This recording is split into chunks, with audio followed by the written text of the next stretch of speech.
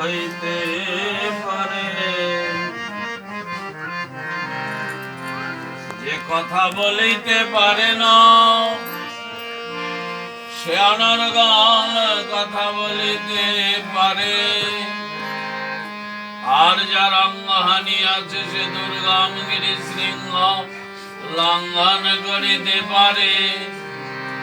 যদি সেই ঈশ্বর পরম কৃষ্ণ সচ্চিদানন্দ নদীরাদি গোবিন্দে অহেতুকি করুণা বলিতে সিক্ত হয়। শ্রীমদ্ ভগবদ গীতা সপ্তদশ অধ্যায় শ্রদ্ধাত্রয় বিভাগ যোগ। কুন্তি পুত্র অর্জুন উবাচ।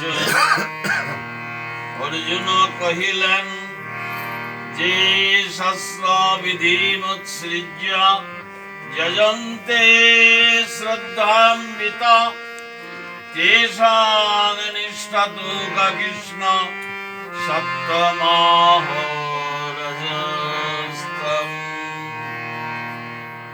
শ্রী ভগবানের কাছে অন্তরের অন্তঃস্থলের আকুল আবেদনের সুরে মহাবীর অর্জুন কহিলেন, হে আমার অন্তরের দেবতা, হে আমার জীবনের কান্ডারি, হে কৃষ্ণ, হে কেশব, হে যাদব, যাহারা শাস্ত্রের বিধান মানিয়া চলে না অথচ শ্রদ্ধার সহিত ভজন করে, তাদের শ্রদ্ধা কিরূপ।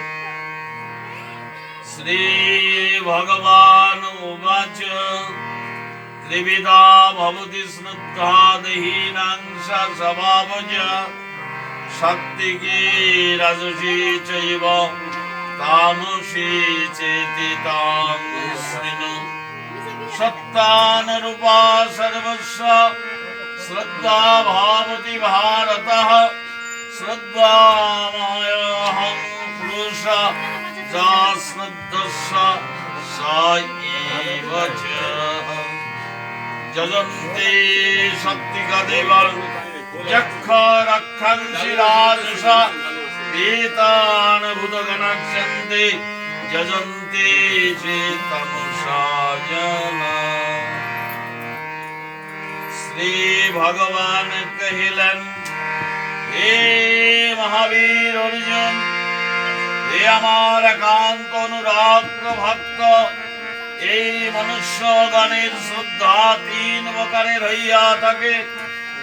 একটি হলো সাত্ত্বিক ভাব সম্পন্ন, আরেকটি হলো রাজসিক ভাব সম্পন্ন এবং আরেকটি